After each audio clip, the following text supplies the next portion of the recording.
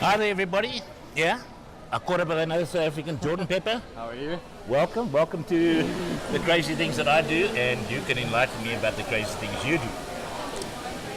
Give us a bit about your career. I mean, your dad, yourself, your sister, are all big into racing and that sort of thing, but I'm more interested in you. Brief history. Yeah, so obviously I got into racing through my dad racing, and I'm a bit younger than my sister, so I grew up watching her race first and go-karting. I did the normal thing where I started go-karting quite young, but at the age of 14 or 15 we realized that if we want to make it a career we need to step out as soon as possible. I was lucky enough, my dad had a team in South Africa, so I did 1 year in VW Polo Cup with him, finishing third, a few race wins, and I learned a lot that year, I would say.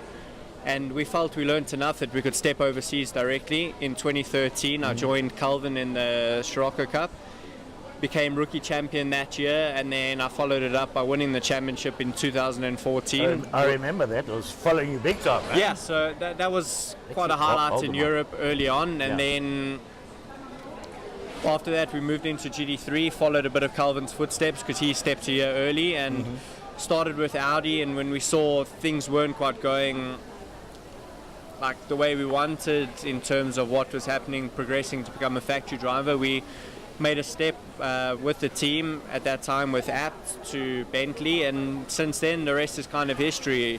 I worked through their customer program a bit, and 2017 got my first factory contract for Nürburgring, and then last year was lucky enough to step into M Sport, the main factory team, middle of last year, and signed another year now going into 2019, same teammates, same car, so a bit of consistency, hopefully we can bring the results. Cool.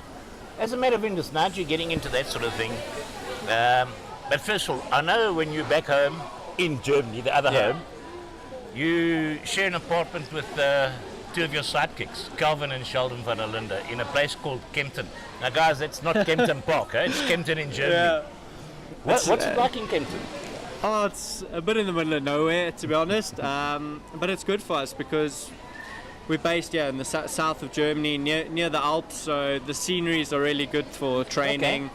It's nice, peace and quiet and stuff, and the three of us, I'd say we get up to a bit of mischief, but in all honesty it's really cool to have two other South Africans. We kind of train together, push each other along, we play on the simulator together.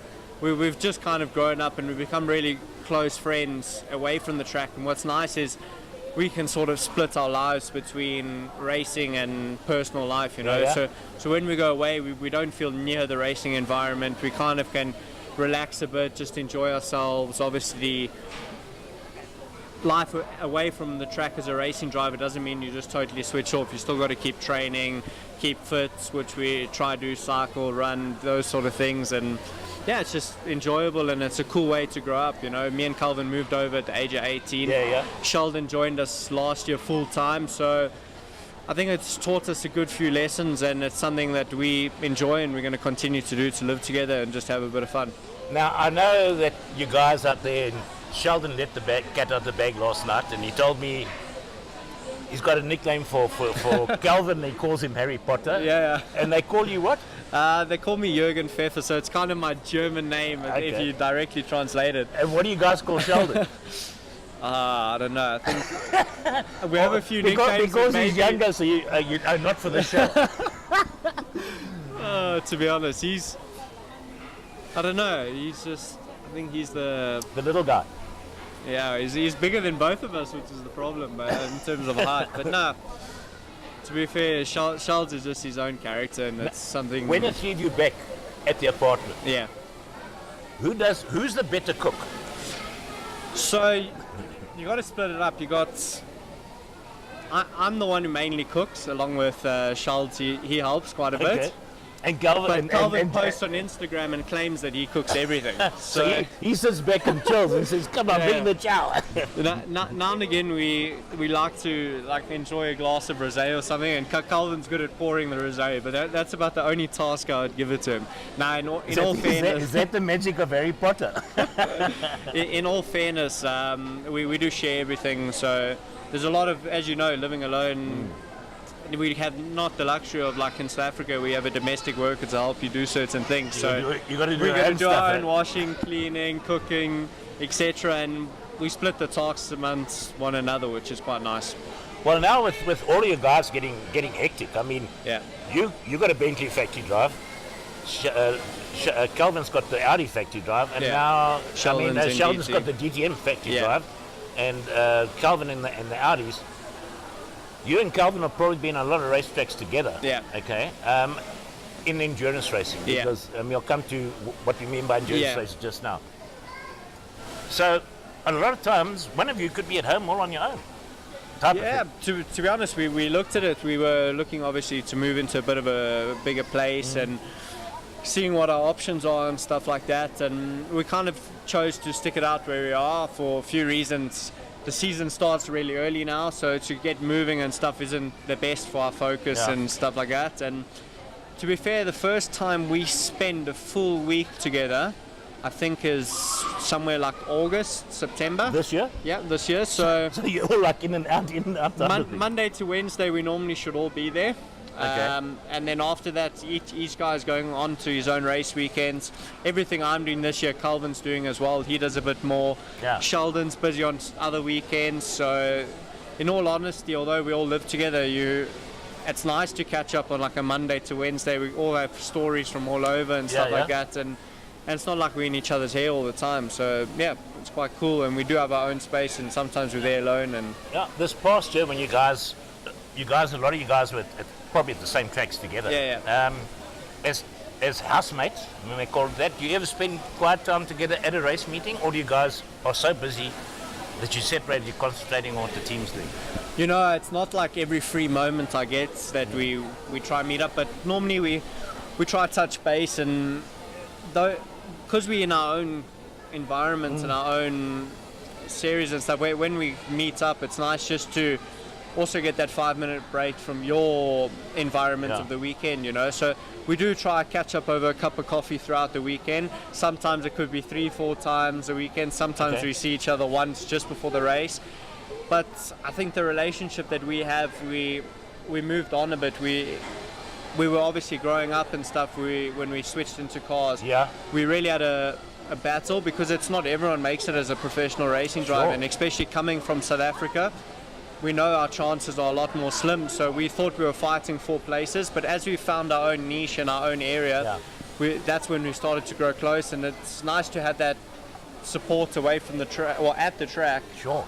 But it's kind of like home support as well. So yeah, when we can, we catch up, and it's nice to share a coffee at the racetrack and stuff like that. But now going back to home in Kempton, I see you guys quite often. There's a thing of you guys out there on mountain bikes doing your thing. It must be an awesome place, not only to enjoy the mountain biking, but also to keep your fitness up. Because I think that's the main reason you guys do that, is to keep the fitness up. Yeah, we wish the weather was as good as South Africa, to be honest. It's raining quite often there, but yeah, racing does require a lot from us. You know, the cars are extremely hot inside, especially in the endurance side of things. You're in the car 2-3 hours at a time, get out, a few hours recovery, and back in again. And it's more about just building our endurance, and there's no better way to do it than when the weather's good, to jump on the bike and head out on nice long Clear bike your rides. mind a little bit. Exactly. We cycle a bit of music or whatever, and just get the fresh air in, and I it's noticed good that for the mind. often you guys be cruising around in one car. Who chooses the music that goes into the car when all three of you are there?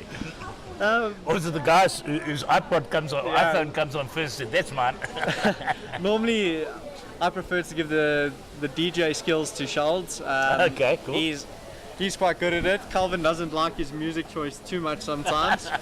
But no, in the house and in the car, normally it's up to them too. I'm really easygoing. That's the thing. They're a bit fussy with their music, so I'm more relaxed and chilled. And as things go, that's how I just follow. Okay, it's enough about all the jawing and the fun side. Now let's get down to the serious side. Yeah. You've just come back from a training camp with your Yeah. team. Give us some idea what that training camp's about. How intense is it, and what do you actually go through in that whole thing? You know, it's not quite like a 6-day vigorous task that they put us through our paces. We kind of just had a bit of a fitness assessment, just to check that all things are okay with us, that we've been training while we're away, and because like the last time we saw the team was, I think, October last year. Okay. So it's more just to check that everything is good, and everything was good. All 6 drivers are fit and hopefully ready. Sure. And then what we did was a bit of team building and stuff, because last year, as most people know, it wasn't the easiest of years for us, and we just wanted to figure out why and what we can improve for 2019.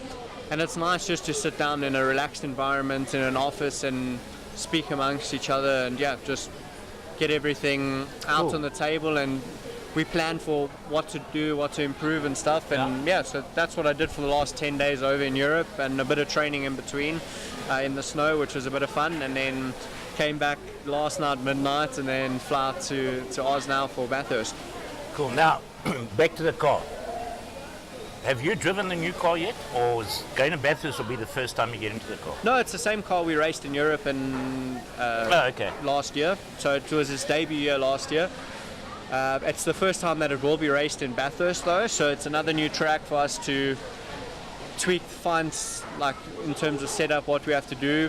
It's a special track, so I hear, because I obviously haven't been there before. Obviously, between the walls, the high-speed nature of the track. So, just to interrupt you, so we're going to get you doing a couple of snapshots on Instagram and that of you doing a track walk. Yeah, exactly. Oh, bingo. You got to do it. Okay, I'm going to challenge you to one thing. The moment you've done your track walk, I want you to sit down with your phone, look at yourself, and give me a selfie interview. WhatsApp to me so I can put it into our program. Perfect, we'll do. Okay. Now, about life inside that car, what is it like driving that Bentley compared, because you were in an Audi before that? Yeah. What is it, maybe the differences, or how do you find the Bentley? Because what are you running, a big V8 motor or V12 motor? Twin turbo 4-litre V8. Okay. So obviously the first Bentley I stepped into was the old generation car. The characteristics of a Bentley, especially if you look at a road car Bentley to, like, say, the Audi or something, it's a lot bigger, a lot heavier, etc. Sure. The race car, there's a lot been done to make it as light as possible. A lot has been done as well, like the movement of where the engine's placed, the gearbox has been shifted to the rear. Everything's done to bring the weight balance as best as possible, as low down as possible, especially when we sit in the car the same.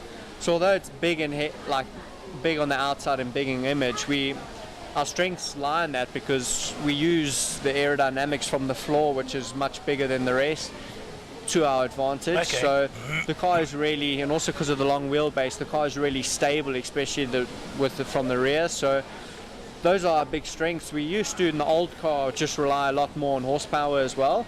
But because the new car, they've done such an incredible job with the chassis and development, that we're actually now one of the slowest cars in the straight line. So although we're the biggest and heaviest, we're also the slowest. So there must be credit where credit's due, that the car is built and handles really well. Although it handles still like a front engine car, a mid-engine, rear engine cars, like, they're a lot better off the corner with traction, etc. Where we still struggle in that area. But you're never going to be strong in every area. That's the advantage of GT3 and the balance of performance, which I'm sure you know about. Where they try and equal all I've got a lot of wisdom fans that follow us, and they'll try and explain balance of performance. Now and then, one or two get them right. But talking about the balance of performance, going into something like Bathurst and that sort of stuff, how often does balance of performance work in your favor? Not that you can be faster, but that the car becomes easier to drive or easier to race. Does it ever help, or do you just have to live with what you get given? To be honest, it's not like they can change. There's only two things that can change: is the weight and the power. So ideally, you always want a lighter car as possible, like as light as possible, because that helps with tire life. Especially coming to a race like Bathurst, double stinting is really common on tires. And that's one thing where our car is good. So for us, the power side's always good just to help with overtaking, but the weight side's equally as good for strategy and stuff. So always you wish for in your area, you wish to have the most power and least weight as possible. But I think we got a fair go to what we have going into Bathurst. Maybe not the best, not the worst, but knowing the team, and they finished P3 twice there, so we should be good, and hopefully we can just use what we have to our advantage. Just a quick one. You mentioned something just now about tyres and double stinting. Yeah. Explain that a bit more to me. Is that one driver sitting in for two stints on the same set of tyres? Yeah. Okay. So in Europe, basically, the way the regulations are written with pit stops and like stint time, it really makes no sense to try the whole double stinting of a tyre. But with Bathurst, they give you a lot more freedom you're allowed to go as long as possible on fuel. So in Europe, it's 65 minutes basically is your driver time. In Bathurst, they don't have a fixed driver time. They just have a fixed time that a driver can be in the car. So we can get away with driving 2 hours on a set of tires, or an hour 50, and you kind of come in and short fill and go out again and try gain track position. And as the guys, if they follow the races, should be a lot of safety cars and stuff. So it's kind of making the call at the right time, whether you want track position or fresh tires to have a faster car in that time. And we are tire limited, so we have to use the tires for more than an hour at a time, basically. What make of tires on the car? Or is it the same for everybody? Pirelli support Blancpain throughout their series, so Intercontinental, Endurance, Sprint. Pirelli is the go-to tire for GT3 at the moment. Do you get a choice of the type of tires or the compound of tires you can use in the car? It's all fixed. So every few years they change it, but at the moment it's the Pirelli DHD2 which we run. So it's the hard compound tire, and the 2 means I think it's the second version of that. So, okay, cool. So yeah, that's basically what we stuck with. So everyone's kind of in the same ball game. For us, like, the tire isn't good for us to switch it on in qualifying. We've done a lot of work over the winter to try and improve that area. Okay. So hopefully throughout the season we can qualify a bit more up front. But where our strength lies is we're really good on tires, like I said. So that's normally in the races we're able to come a lot forward. Now, another thing, once you've gone out and you've done your stint, single or double stint, you come in, you change drivers and that sort of stuff. With the moment you get out of that car after your stint, what sort of, is there a ritual you go through? Do you get time to chill, or are you so concentrated, you're actually still concentrating on that? Let's say the first lap that the car's gone back out again? Yeah, so... And you have comments with the driver that's just gone out? The thing is, we're all professionals at the end of the day, and the more you can trust your team to do their job, the more you can focus on your own. Okay. That's stuff we went through, like I said, now in our team building thing that we did, and the best thing for you to do is to make sure you're 100% ready all the time to get in at a moment's notice, or to be physically fit and stuff like that. So when we get out the car, we have obviously you've been quite tired. Going into Bathurst now, I think it's going to be like 40 degrees there. And if you're stuck in there for 2 hours... Hopefully they've got a cool tub for you in the back of the pits. Yeah, exactly. So that's what we have, to be honest. So get out... Jeez, being in the mountains again, huh? One of those little rubber blow things with some ice in it. I'll take a picture of it on there. But so the first thing that I do myself is I jump out. I like to just fill my body with fluids, electrolytes, recovery shake. Probably end up getting into the ice bath or something. We have a physio on site as well, just to get a massage to loosen up the muscles. And then from there to a short debrief with the engineer if it's needed, just to let him know about a few things. Maybe we can change stuff on the car. Otherwise you do that on the radio as well if you have time. And then after that, hopefully to the motorhome, get a bit of rest if you can.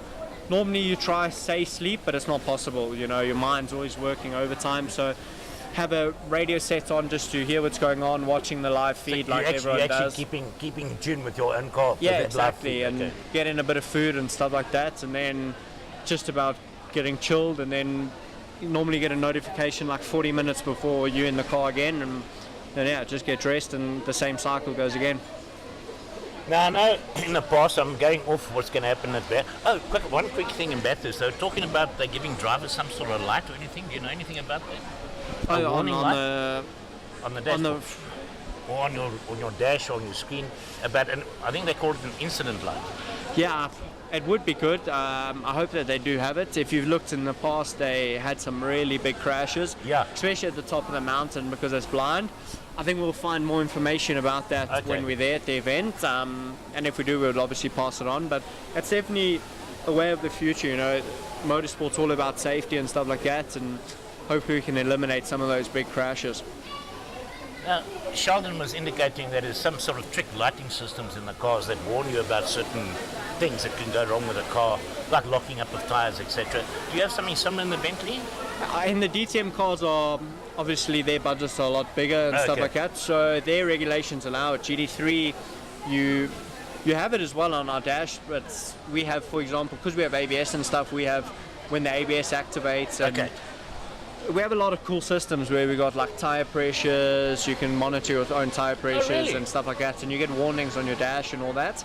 And it's just all the stuff that help feed information back to us. We can pass on to the team. For certain races, we don't have live data back to the pits. Some races we do, like Bathurst, we should have. So it's just good to know that what's going on, when, and stuff like that. And it's a lot of information in modern day GT3 cars that you actually have to your disposal. So everything you have to know on the dash and stuff, like 20 different switches and procedures and all that. And stuff that's common to us. If you played a PlayStation, you should understand what all the switches are about. Exactly. That's basically like that. And coming back to you in South Africa and the family, and I know your dad was pretty successful in racing, and now see he's suddenly decided to head up motocross.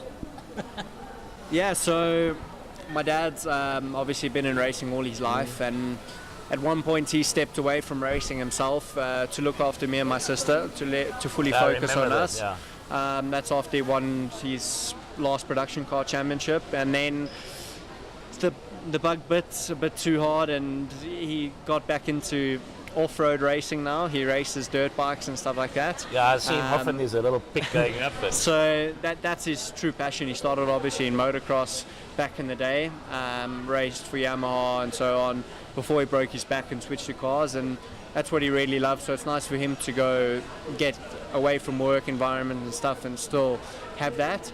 And MSA asked him, I think 2 years ago, if he could head up the motocross commission as well, and he gladly accepted, because that's obviously his passion, like I said, and it just keeps him involved, and he enjoys it, although there's, I'm sure, stress that comes with it. And sure. he likes to put back into motorsport. You know, motorsport gave him so much, I think, over 30 years, and he put back into our careers as well. And now if he can help make a difference in motorsport South Africa and stuff, he does when he can. I'm pretty sure, just for those of you who don't know, we're talking about Ian Pepper, and I'm pretty sure he do a fantastic job and everything else like that. A little bit something different, and you guys heard us talk about it a bit earlier. Your sister Tasman Pepper, who's a little bit older than you, left a couple of days ago to go on this, what they call W Series. What sort of, as a brother, you got fingers crossed, toes crossed, everything else crossed that she actually gets into the final racing thing? That's quite cool. It's a new series that's launched to try push women into motorsport. Some people might think it's sexist and blah blah blah. Why do men get the chance and stuff like that? And they've had the chance all along. Exactly, and you know, if you get given the opportunity, why not take it with two hands and make what you can of it? So I've given her my advice. I've been through similar shootouts and stuff in the process when I was in the FIA Academy and going through like Sirocco Cup, which was a selection event and stuff. So I've passed on my knowledge, but I trust she has the abilities and to do what she can, and she's going to go kick some ass, and hopefully she'll make it and represent South Africa in a cool international series. But she has had some, I wouldn't say extensive experience. She had some extensive or racing experience overseas, single-seater. Yeah. So she did that BMW series. Yeah, she did Formula BMW quite a while ago, and obviously back then it was her chance to go overseas, and a few things with like some sponsors that were meant to get on board back then, like government backing and all that to help take her all the way through, didn't come. So at that time it was better for her to return to South Africa to race here. There was a good series in Formula VW here, and she showed that she has the ability. She's one of the, or is the only female after Desiree Wilson to win like a South African national drivers race. She was in contention for multiple South African titles, finishing second in a lot of them.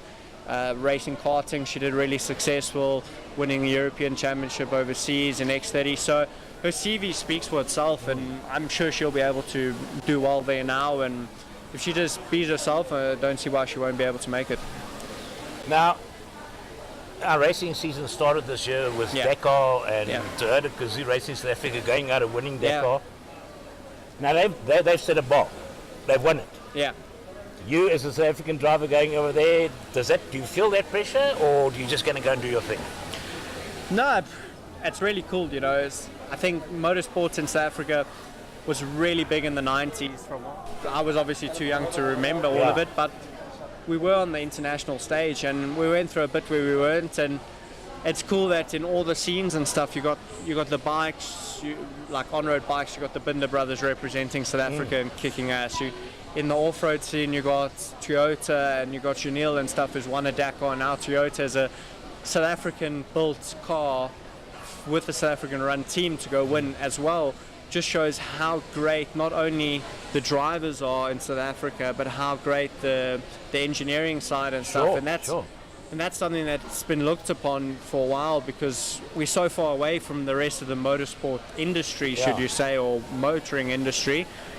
And it's cool to see that's happening. You know, I watch every bit of motorsport where I can, and whether it's motocross, bikes, cars, off-road cars, etc. I do it. And then obviously me, Sheldon, Calvin, you've got Lux, David Perrell as well. But the three, me and the Van der Lindes, we obviously the only three current factory drivers. Right. And hopefully we can now in 2019 kick ass like Toyota did. You know, it would be cool. And the nice thing is we're going to end off in South Africa. The big finales of the Intercontinental Championships at Kyalami.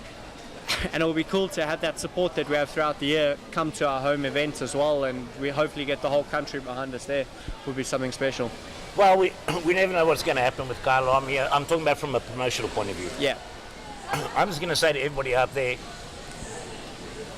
these three guys, all three of them, Calvin, Sheldon and Jordan, you guys have to be at Kyalami to support them. It's 9 hours. You've got to be there. Start buying your tickets, whatever the case might be. And who knows, maybe Jordan will throw something crazy in the air one day. We catch it and we might give it away. I'm not promising, but we never know. I'm obviously planning on doing some cool things, and if I can get things in plan, it would be cool to share with everyone. It's my first home race, or first time racing back on home soil since 2012. That's right. I did one race actually in 2013. So yeah, it will be cool to have everyone's support, and definitely going to make it a big event. So it will be cool to have you guys share it with me. Jordan Pepper, thank you very much for your time, and thanks for everything. Go out there, keep us proud. We'll be watching you. Watch the links inside. We'll be posting how to follow the timing, how to follow the live stream, etc., etc., etc. And he promised us sneak behind the scenes videos, guys. So you got to help me hold him to it. Yeah, definitely. I'll make sure I tag you and send you a few videos, and yeah, keep up what you guys do.